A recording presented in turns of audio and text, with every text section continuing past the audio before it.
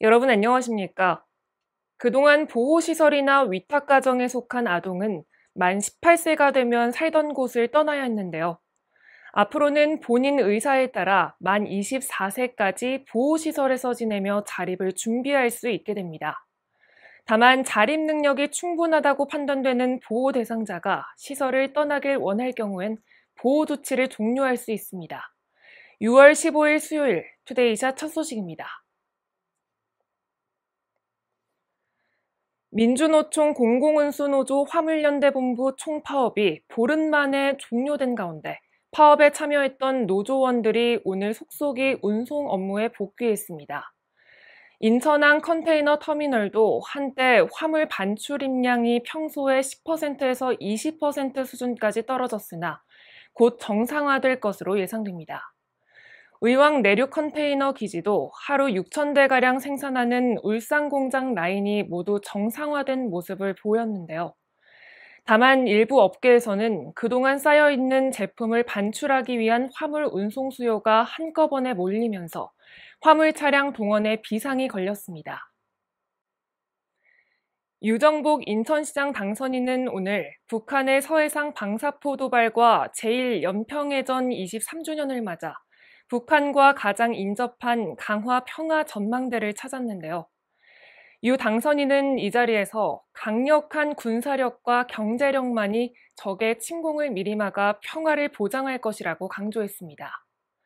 인천의 육지와 서해는 휴전선과 서해 북방 한계선으로 북한과 맞닿아 있어 남북 간의 군사적 긴장과 무력 충돌 가능성이 상존하고 있다며 이같이 말했는데요. 부모님 고향이 황해도 해주이기도 한 유 당선인은 남북 이산 가족의 아픔을 직접 겪고 있다며 대화와 평화만이 남북 공존과 통일의 징검다리가 될 것이라고 대화의 필요성도 강조했습니다.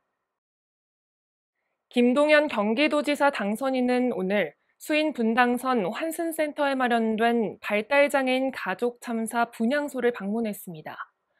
이번 방문은 선거 유세 마지막 날인 지난달 말에 이은 두 번째인데요.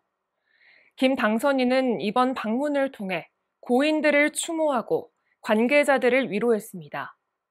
그는 사회적 약자의 포용과 상생에 대해 더 깊은 관심을 가져야 한다며 경기도는 재발 방지를 위해 최선을 다하겠다고 약속했습니다.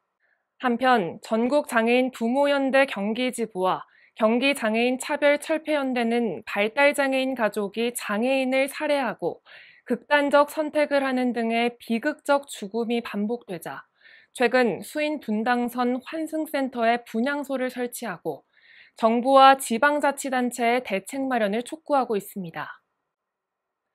동탄과 광교 신도시 일대의 아파트 공급 자격을 허위로 충족해 당첨된 부정청약자 72명이 적발됐습니다. 이들은 청약가점을 더 받기 위해 허위로 주민등록을 하거나 노부모 부양 특별공급 청약 자격을 거짓으로 취득하는 등의 범죄를 저지른 것으로 조사됐는데요. 이들이 이 같은 부정청약으로 얻은 이익만 672억 원에 달합니다. 경기도 공정특사경은 부정청약 관련한 범죄 행위가 진흥화되고 날로 증가하고 있어 분양아파트에 대한 수사를 전방위로 확대하고 수사 역량을 집중해 부정청약 등 불법 투기를 척결하겠다고 강조했습니다. 제26회 부천국제 판타스틱 영화제가 다음 달 7일 막을 올립니다. 올해 영화제는 17일까지 열흘간 49개국의 장편과 단편 268편을 선보일 예정입니다. 특히 올해는 배우 특별전을 부활시켰는데요. 올해의 주인공은 영화배우 설경구가 선정됐습니다.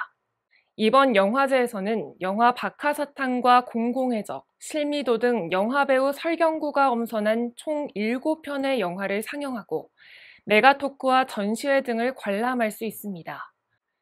이 외에도 거장들의 신작 매드맥스를 비롯해 아드레날린 라이드 등 다양한 장르의 영화가 상영되며 장르 영화의 혼연일체인 심야 상영과 어린이 심사위원단 활동도 재개됩니다. 혹시 곤비인비라는 고유어 들어보셨나요?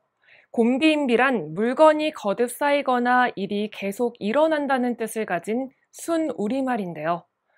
해마다 넘쳐나는 신조어 탄생으로 순 우리말들이 잊히고 있습니다. 하나의 언어는 공동체와 문화를 보여주는 요소인 만큼 신조어 사용은 줄이고 순 우리말을 지키기 위해 노력해야겠습니다. 뉴스를 마칩니다. 시청해주신 여러분 고맙습니다.